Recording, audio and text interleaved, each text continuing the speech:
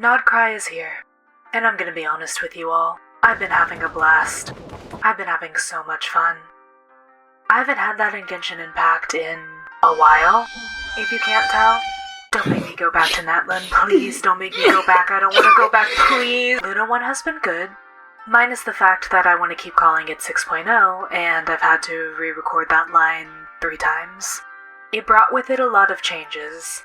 The immediate use of 40 resin in a domain or a ley line without having to stop at a crafting bench to make condensed resin, and even if you did do that, you now have to use 60 resin for a 3 times cash out, which sucks because 60 does not fit into 200 evenly.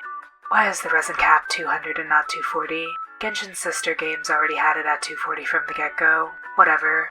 I like leaving Natlan. That's a huge bonus. I miss being a bouncy boy, but I think I can survive going from being curvy to being curvy, but now in a Fallout-inspired environment. Military markings. From someplace the bear had savaged in the west. Maybe seeing those markings on it reminded you of home, made you carry it. What bear? It's just some platinum jewelry that I brought from Snezhnograd to Nasha Town. It's addressed to Miss Golitsina as usual, yes, but it's not like it's some dangerous contraband. You brought it here, to the community you built, and you are responsible for what happened after, when the device opened, started to speak. It may be that as much destruction has been written in the earth here. Old world wall, run red with blood of bear and bull. It'll bleed more before the sun sets on the Mojave. Who are you, who do not know your history? What in the... Look, I have no idea what you're saying, but you're totally right, okay? If you're done flapping your lips, is it finally time for us to get to work? We still have a whole pile of packages to deliver. By today! I think the biggest change, however, and the one that has garnered the most attention, and the most ire, is that of the inclusion of the Masterless Stella Fortuna. For those who are not aware, Masterless Stella Fortuna is a special type of constellation you get when you pull a copy of a 5-star character who is already at Constellation 6. Remember, C6 is 7 copies of a character, so you get one the 8th time you pull a specific 5-star, basically. Once you have one of these, you can level up a character from level 90 to level 95. This is at no cost beyond the Masterless Stella Fortuna. There is no need for Mora, weekly boss materials, local specialties, or gemstones. A pretty good price, as long as you don't consider 8 copies of one 5-star character too pricey. Leveling them up will raise their base stats, just their base HP, attack, and defense. And to get a character to the legendary level 100, you need 2 Masterless Stella Fortuna. Same thing, no price beyond the old MSF, and it raises the 3 base stats yet again. You also get this cool, swirly thing that twirls around them when you go to them in the character menu. Whee!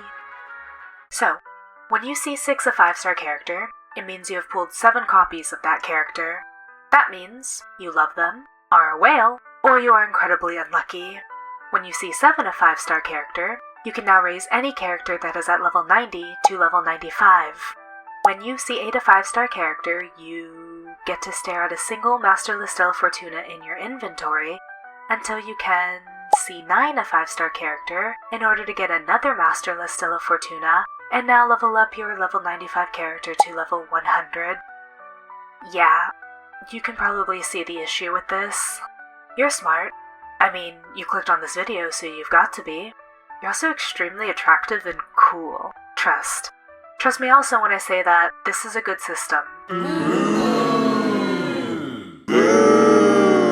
But it's implemented terribly. I want to start by saying getting a special doohickey once you see 7 a 5-star character is a good thing, especially since you still get the 25 Masterless Star Glitter as well. Hey, that's half a crown. It should be a full crown in my opinion, because by Hoyo vs. Own admission, getting a C7 5-star character would cost about as much as a crown filling.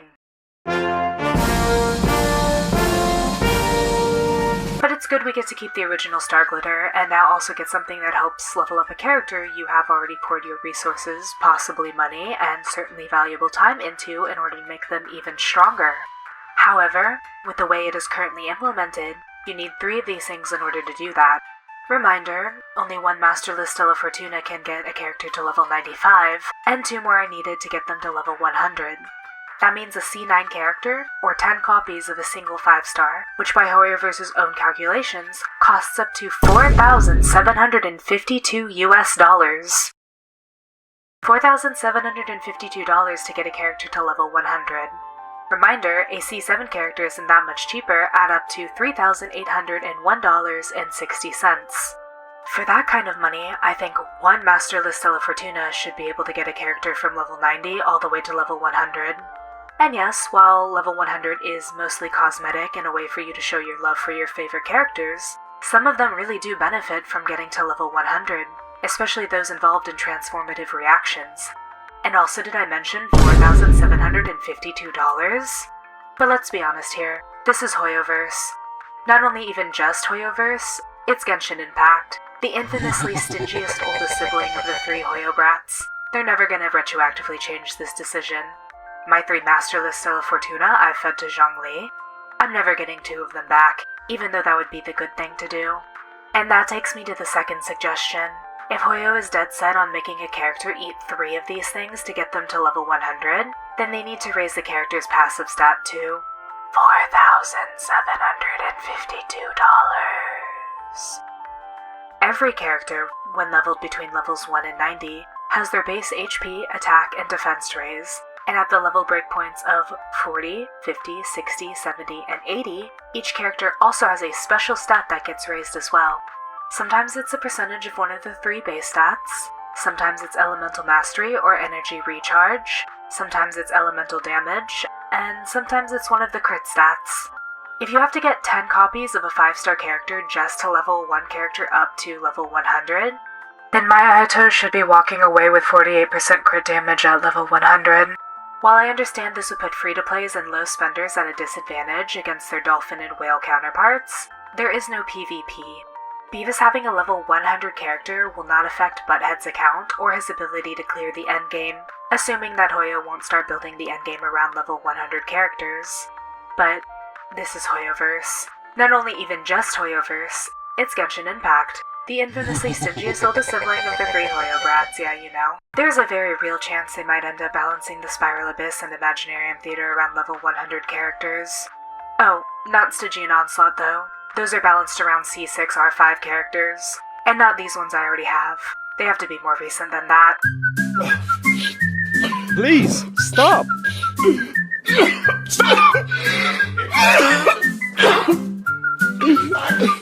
Hey, no more!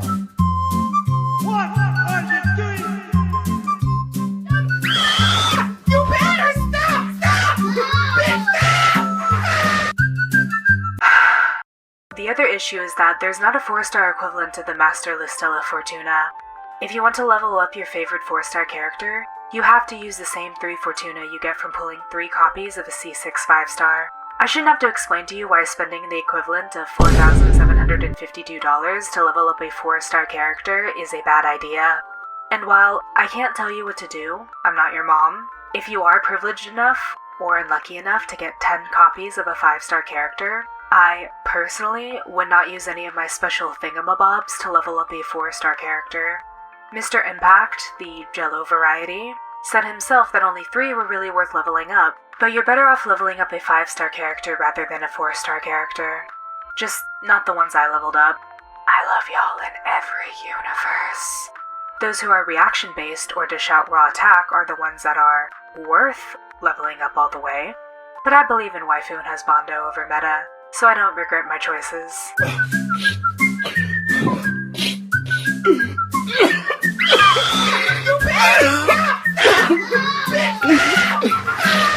I don't.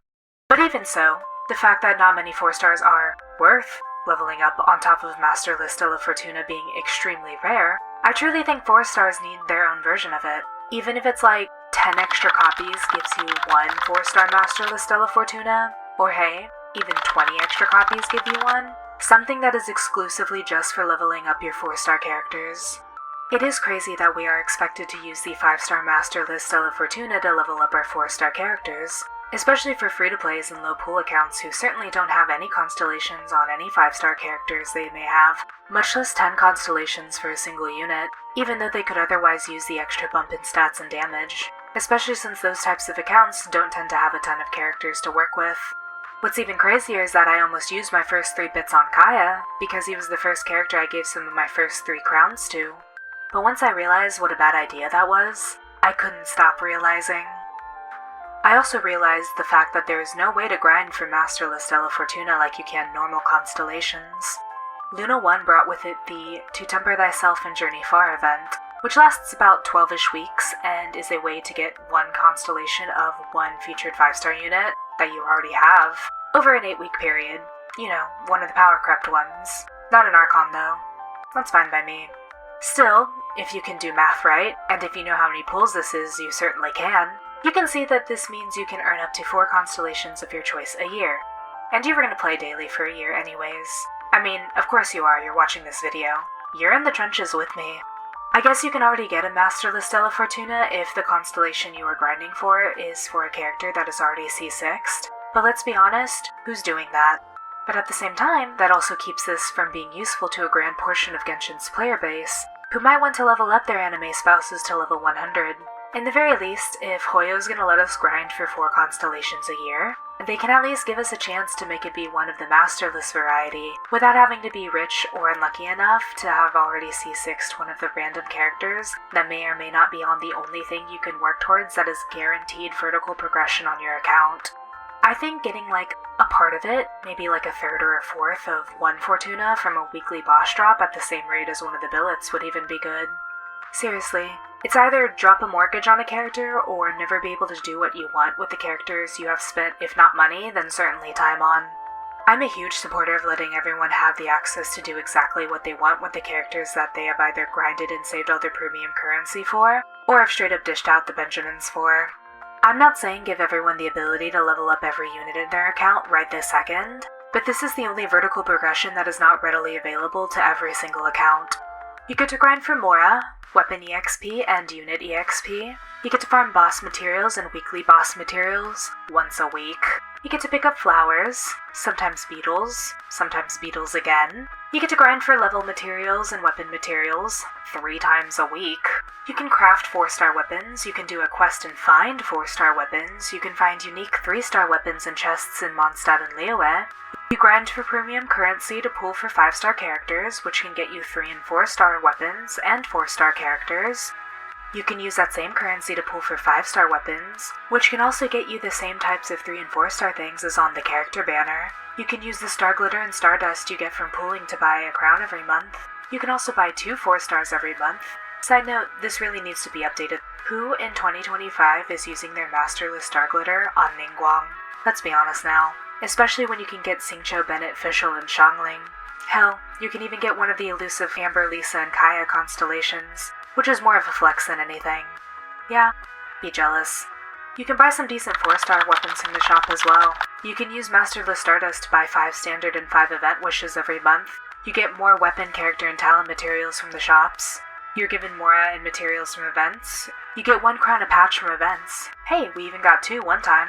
Archon quests give you Mora, Mats, Artifact EXP, and an Intertwined Fate. Quests give you Mora and materials. Chests give you Mora and materials.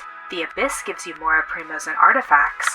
You can grind for artifacts because you need 32 sets for the Imaginarium Theater. Goddamn.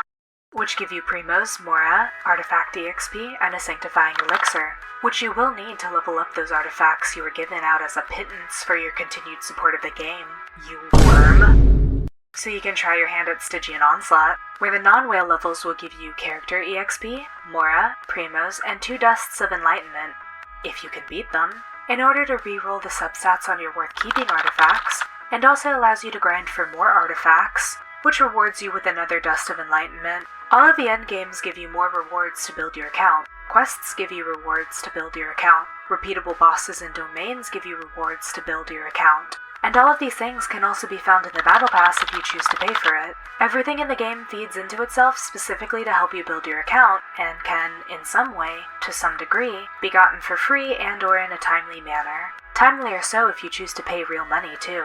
Masterless Stella Fortuna is now the only vertical progression in the game that cannot be gotten for free or in a timely manner, even with money. That is, unless you are C6ing every single 5-star on their maiden voyage banner. Looking at you, the hick wisp.